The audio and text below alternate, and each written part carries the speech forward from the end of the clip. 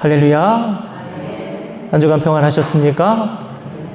우리 좌우 앞뒤에 계신 분들에게 인사하겠습니다. 잘 오셨습니다. 예. 네. 잘 오셨습니다. 여러분 반갑습니다.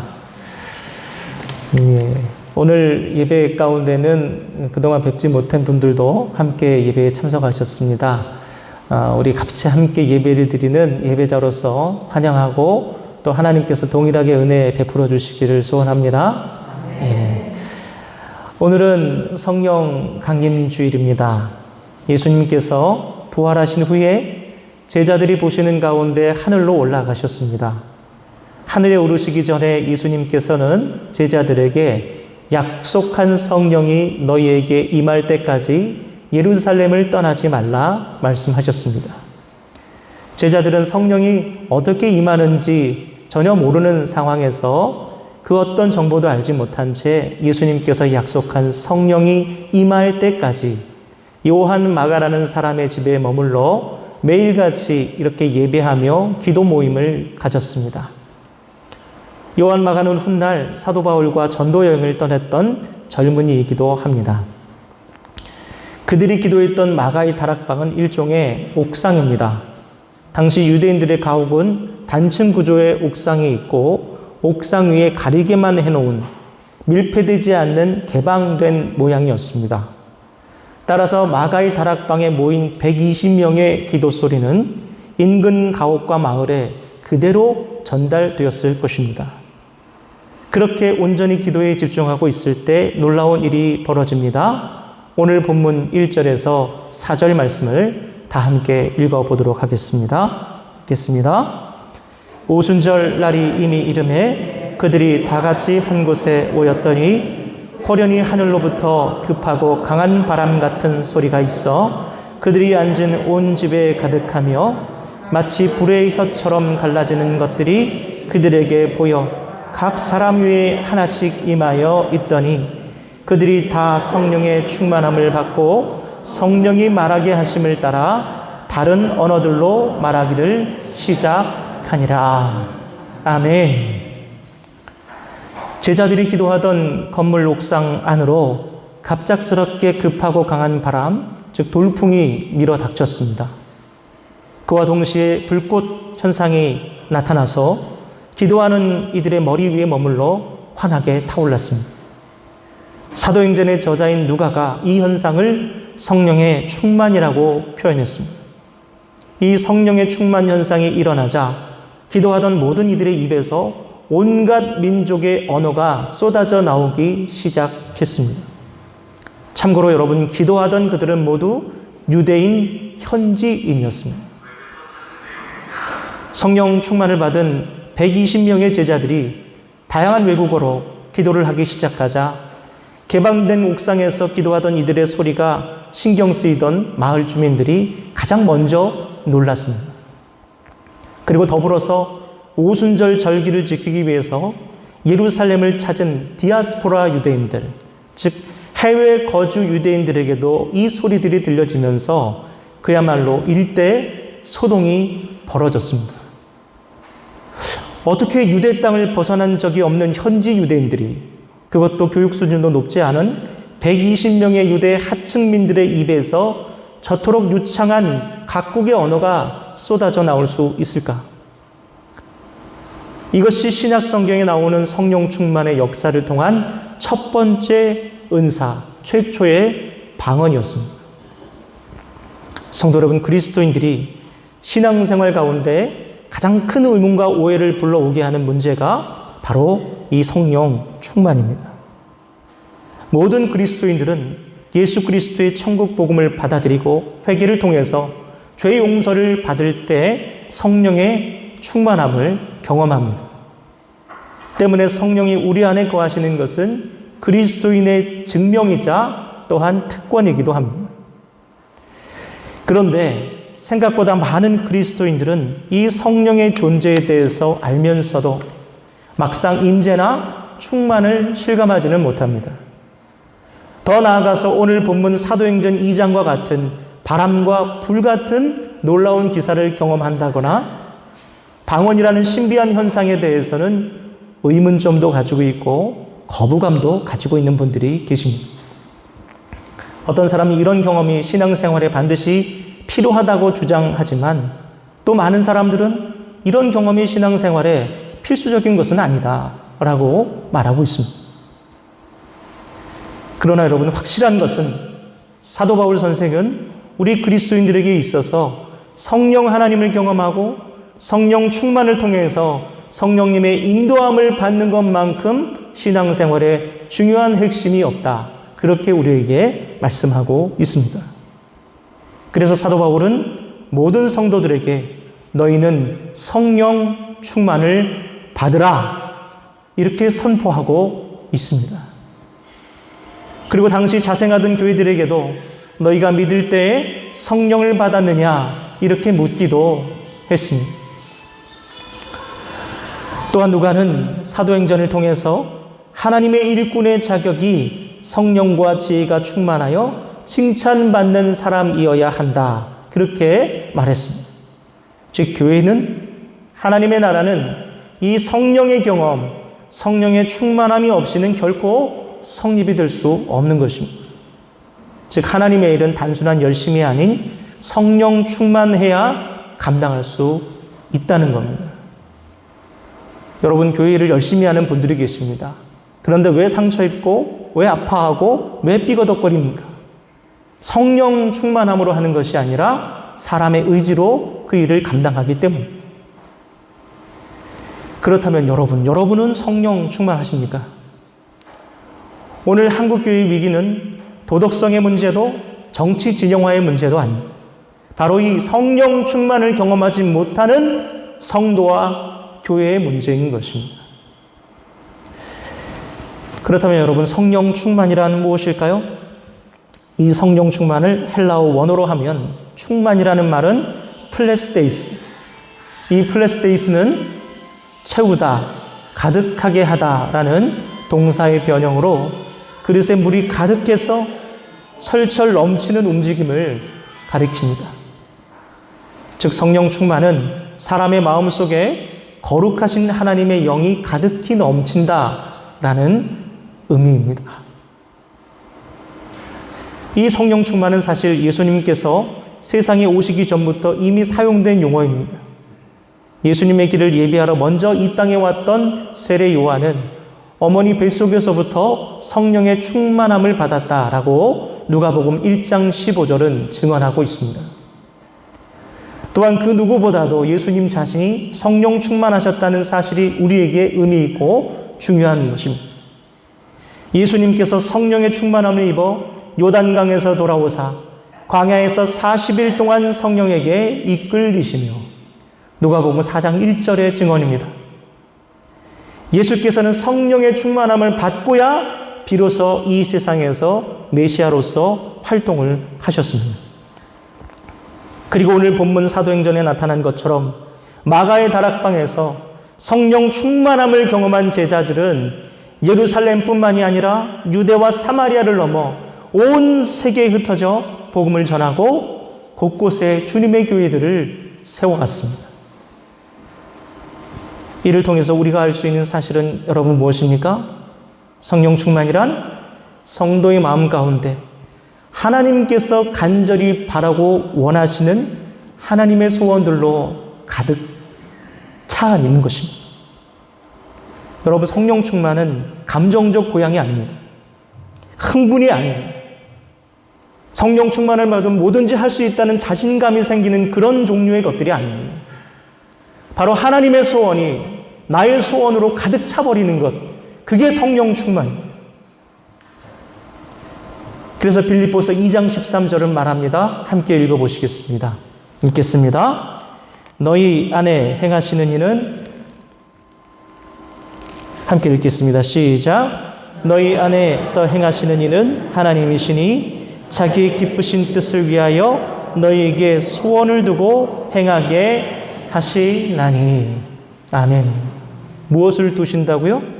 소원을 두신다. 누구의 소원을 두신다고요? 하나님의 소원.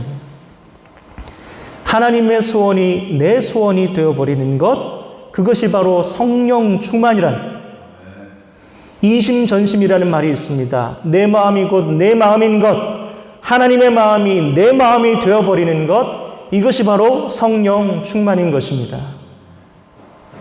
반대로 여러분, 내 마음이, 내 소원이 하나님의 소원이 되었으면 하는 것, 그래서 하는 기도가 바로 이방인의 기도인 것이에요. 하나님 내 뜻대로 해주셔야 됩니다. 그러한 마음으로는 여러분, 아무리 기도원을 찾고 뜨겁고 화끈한 집회를 찾아서 참석을 하셔도 결코 성령 충만에 접근할 수가 없습니다. 성도 여러분, 그렇다면 우리는 여기에서 질문할 수 있어요. 그것은 강단에서 이렇게 우리가 성령을 받아야 한다, 성령 충만에 대해서 강조하고 있지만 막상 어떤 방식으로 어떻게 성령 충만을 받느냐, 이 문제인 것입니다. 흔히 성령 충만을 생각할 때요, 한국 사람들은 무속을 떠올리는 경우가 많이 있습니다. 샤머니즘이라고 부르죠. 이 샤머니즘에 두 가지 개념이 있습니다. 하나는 엑스터시라고, 유체 이탈이라고 해서 무당의 영이 몸 밖으로 나가서 세상을 떠돈다는 믿는 그 믿음이고, 또 다른 하나는 포제션이라고 해서 영이 샤먼의 몸 안으로 들어온다고 여기는 것, 강신, 접신을 의미합니다. 그리고 이런 현상은 바로 황홀경의 상태 속에서 이루어진다라고 합니다. 여러분, 성령 충만은 잘 분별하셔야 돼요. 정서적 흥분이 아닙니다. 우리가 엘리야의 갈멜산의 영적 대결을 생각하시면 바알의 선지자, 아세라의 선지자들이 자기 신의 도움을 받기 위해서 제사를 드리면서 춤을 추고 소리를 지르고 음악을 켜고 하면서 흥분을 자꾸 유도합니다. 그리고 신이 강림하지 않자 어떻게 합니까? 자신의 몸에 칼로 자해를 하죠. 피를 흘려 신에게 그 피를 바칩니다. 황홀경을 유도하는 것은 결코 성령 충만을 받는 방법이 아닙니다. 북치고 장구치고 소리 지르고 통성기도를 해야만 성령 충만을 받는 것이 아니라는 거예요. 한국의 샤먼은 무당입니다. 무당이 되는 과정은 첫 신내림을 경험한 사람이 이 황홀경 상태에 이르게 되면 장구치고 북치고 기성무당이 와서 내림굿을 해주고 그를 무당으로 삼습니다. 귀신을 몸에 고착화시키는 작업이 바로 신내림입니다. 새로운 무당은 귀신과의 지속적인 접촉을 통해서 샤먼으로서의 과정을 거친 후에 처음 자기에게 내렸던 그 신을 몸주로 삼습니다. 그리고 영역을 행사하게 돼요. 바로 이 무당이 몸주가 된 자기 신과 접촉해서 인간의 욕구들을 성취시켜준다고 믿는 것이 바로 무속입니다. 즉 무속의 목적은 무엇입니까? 원화소복, 화를 바꾸어서 복을 받는 것. 성도 여러분, 그리스도인들이 성령님을 모시는 것은 이 무당이 내림굿을 해주는 일과는 근본적으로 다르다는 것을 분별하셔야 됩니다. 성령 충만은 예수 그리스도를 믿음으로 심판에서 벗어나 하나님의 자녀가 되었음을 확증하는 것이 성령 충만입니다. 온 세상에 복음을 전하기 위해서 필요한 권능과 능력을 부여받은 과정이 성령 충만입니다. 즉 성령 충만은 하나님의 소원, 하나님의 일을 위해서 필요한 현상인 것입니다. 만약 우리의 삶의 목적이 일신의 복을 위해서라면 굳이 여러분 성령 충만을 바랄 필요가 없어요. 그냥 근면성실하시면 됩니다. 그러나 성령 충만은 하나님의 일이 나의 소원이 된 사람에게 두드러지는 현상입니다. 어쩌면 오늘날 많은 그리스도인들이 이 성령 충만을 경험하지 못하는 이유가 바로 여기에 있는 것입니다. 오늘날 우리 성도들이 하나님의 일을 원하지 않아요. 선교와 전도를 원하지 않고 헌신과 봉사를 원하지 않고 하나님이 원하시는 사랑과 섬김을 원하지 않기 때문에 성령 충만이 필요 없어진 것입니다. 퇴화되어 버린 것입니다. 그렇다면 성도 여러분에게 묻겠습니다. 여러분은 성령 충만을 받기를 원하십니까? 정말로 받기를 원하십니까? 원화소복이 아니라 하나님의 일이 여러분에게 더 소중하고 가치 있으십니까? 그런 분들에게 성령이 충만히 임하는 거예요. 그렇다면 이제부터 이 성령 충만을 어떻게 구체적으로 받는지에 대해서 여러분에게 안내를 드리도록 하겠습니다. 여러분이 성령님을 마음에 모셔 충만하게 되기를 원하신다면 성경이 가르치고 있는 이 두 가지 일들을 반드시 실천하셔야 됩니다. 첫 번째는 성도는 온전한 예배를 통해서 성령의 충만함을 경험할 수 있습니다. 요한복음 4장 20절에서 24절 말씀을 함께 읽겠습니다. 우리 조상들은 이 산에서 예배하였는데 당신들의 말은 예배할 곳이 예루살렘에 있다 하더이다. 예수께서 이르시되 여자여 내 말을 믿으라. 이 산에서도 말고 예루살렘에서도 말고 너희가 아버지께 예배할 때가 이르리라. 너희는 알지 못하는 것을 예배하고 우리는 아는 것을 예배하노니 이는 구원이 유대인에게서 남이라. 아버지께 참되게 예배하는 자들은 영과 진리로 예배할 때가 오나니 곧 이때라.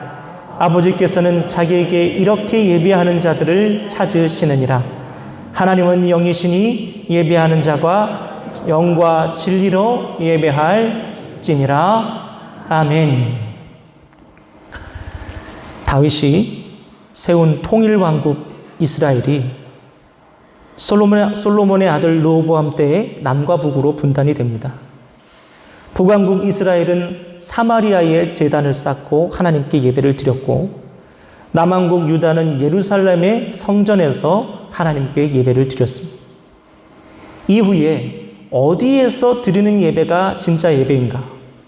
어디에서 드리는 예배에 하나님의 영이 임하시는가를 두고 수백 년간을 유대인과 사마리아는 갈등해 왔습니다. 요한복음에서 사마리아 여인이 바로 그러한 해묵은 조상들의 질문을 예수님께 던진 거예요. 주님, 어디서 예배드려야 하나님 만날 수 있나요? 성도 여러분, 어디에서 예배를 드리면 우리는 하나님을 온전히 만나고 성령 충만을 받을 수 있는 걸까요? 장로교회? 감리교회? 성결교회? 아니면 설교를 잘하거나 인품이 좋은 목사님이 있는 교회 가면 우리는 성령 충만 받을 수 있는 걸까요?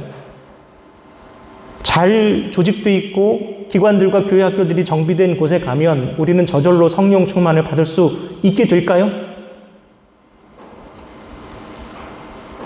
많은 성도들이 은혜를 체험하고 성령 충만함을 누리기 위해서는 그에 걸맞는 장소를 찾아야 된다고 생각을 합니다. 그래서 요즘 여러분 영적 유목민이라는 말이 생겨났어요.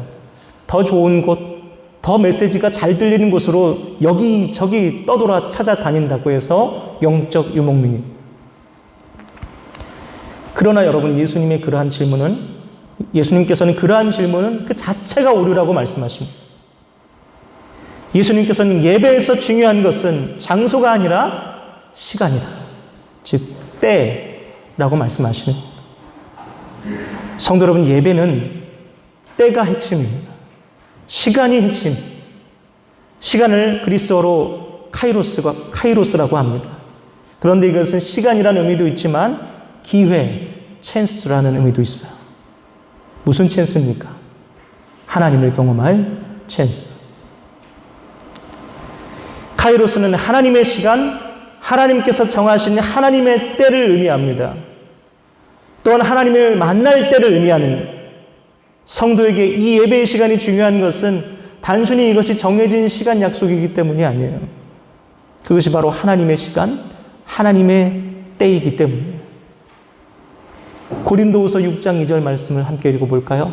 보여주시겠습니까? 읽겠습니다. 시작. 이르시되 내가 은혜 베풀 때에 너에게 듣고 구원의 날에 너를 도왔다 하셨으니 보라 지금은 은혜 받을 만한 때요 보라 지금은 구원의 날이로다. 아멘. 은혜 받을 만한 곳이 있는 것이 아니라 은혜 받을 만한 때가 있는 것이 바로 지금이 그때인 줄 믿으시기 바랍니다. 이 말씀대로 예배라는 때는 우리 성도에게 은혜를 받을 찬스, 구원의 타이밍, 곧 성령 충만의 시간인 것입니다. 즉 예배는 하나님께서 정하신 신의 시간, 하나님의 시간입니다. 무슬림들은 매일 정한 시간에 5번을 기도합니다. 오전 5시, 낮 12시, 오후 3시, 오후 5시, 오후 7시. 전 세계 어디를 가도 그들은 이 기도 시간을 지키기 위해서 기도처서부터 마련합니다. 여러분, 왜 그들은 이렇게 기도 시간을 엄수합니까? 그 시간이 자신의 시간이 아니라 신의 시간이기 때문입니다. 비진리 가운데 있는 그들도 신의 시간을 소중히 여길 줄 압니다. 그들은 신의 시간을 지킨다고 해도 성령 충만이나 은혜라는 그런 놀라운 경험을 할 수가 없어요. 그럼에도 그들은 자기 신에 대한 존중을 잃어버리지 않습니다. 그러나 오늘 우리 성도들은 어떻습니까? 우리는 신의 시간, 하나님의 시간을 목숨처럼 여기고 있습니까? 진정한 예배는 내 편의에 맞추어서, 내 시간에 맞추어서 하나님께 드리는 예배가 아닙니다. 신의 시간에 내 인생 주기를 맞춰가는 것, 그것이 진정한 때의 예배고 신의 시간에 드리는 예배인 것입니다. 아멘. 여러분, 신의 시간을 중심으로 우리의 일상을 재배열해야 돼요. 하나님 저 바빠요 하는 것이 아니라 그 시간을 중심으로 내 스케줄을 짜는 것이 진정한 성도고 진정한 예배인 것입니다. 그리고 그와 같이 하나님의 시간을 이해하고 드리는 예배, 그 예배 속에서 성도는 성령 충만을 경험하는 것입니다. 오늘날 성도들이 성령 충만을 경험하지 못하는 이유는 뜨겁지 못한 예배 분위기가 아니에요. 바로 이 신의 시간, 하나님의 시간을 존중하지 않고 구별하지 못하는 불경건이 바로 성령 충만 받지 못한 가장 주요한 원인이란. 사랑하는 성도 여러분, 여러분은 하나님의 시간을 지금 존중하고 계십니까? 그것이 없이는 불경건한 모습으로는 성령 충만을 결코 경험할 수 없다는 것을 기억하시기 바랍니다. 또한 성령 충만이 없는 예배는, 그런 성도는 하나님의 일을 온전히 감당할 수 없습니다. 하나님의 일을 감당할 수 없는 성도와 교회는 존재의 의미를 잃어버립니다. 이를 기억하시고 하나님의 시간, 신의 시간을 거룩히 구별하셨어 온 마음으로 지키심으로 성령 충만을 누리시는 저와 여러분 되기를 주님의 이름으로 간절히 축원합니다. 두 번째로, 성령 충만을 경험하기 위해서 우리는 매일 우리의 일상에서 하나님과 지속적인 접촉을 가져야 합니다. 성도 여러분, 사람은 인생에서 어떤 사람을 통해 어떤 경험을 하느냐에 따라서 체험을 경험할 수도 있고 또 상실을 경험할 수 있어요. 서로에게 해가 되는 부부들, 평생 싸우고 지지고 볶고 플러스가 아니라 마이너스가 되는 경우를 우리는 많이 보지 않습니까? 19세기 후반 사회인권운동가로 활약한 헬렌 켈러라는 여성을 잘 아실 것입니다. 그녀는 생후 19개월에 뇌수막염을 앓았습니다. 그래서 시각, 청각, 언어장애까지 얻게 됩니다. 그녀는 그레이엄 벨 박사의 추천으로 맹인학교 들어갔고 거기서 가정교사로 앤 설리번 선생을 만나게 됩니다. 앤 설리번 선생과의 만남은 보지도 듣지도 말할 수 없는 비참한 그녀의 삶을 몸이 건강한 그 어떤 사람들보다 영향력 있고 존경받는 삶으로 바꾸어 놓았습니다. 어둡고 적막하고 답답한 세상 속에 갇힌 이 헬렌 켈러를 소망의 빛 가운데로 이끌어내려는 그 설리번 선생의 매일 매순간의 지속적인 돌봄과 가르침의 결실이다라고 이해할 수 있겠습니다. 헬렌 켈러는 모든 것을 잃은 채 삶을 시작했지만 이 스승과의 지속적이고 헌신적인 만남을 통해서 누구보다도 풍성이 채워지고 충만해진 삶을 살게 된 것입니다. 성도 여러분, 그와 같이 성도는 하나님을 지속적으로 만나는 그 경험을 통해서 풍성이 채워짐을 경험하는 부족한 삶, 불완전한 꿈, 분명하지 못한 나의 비전들이 이 하나님과의 만남을 통해서 점점 명확해지고 온전해지는 것입니다. 그로 인해서 형성된 하나님께 대한 신뢰 속에서 삶에서 부딪혀오는 여러 두려움과 불안을 극복하고 평강을 누리게 되는 거예요. 그러면서 성도는 인격적으로도 점점 변화가 나타나기 시작합니다. 그리고 그 인격적 변화가 바로 성령 충만의 증상입니다. 우리가 감기가 걸리면 기침이 나고 코가 훌쩍거리고 오한이 나고 그러죠. 증상이 나타납니다. 성령 충만의 증상은 인격적 변화입니다. 우리 말씀 갈라디아서 5장 22절, 23절 말씀을 함께 읽어볼까요? 읽겠습니다.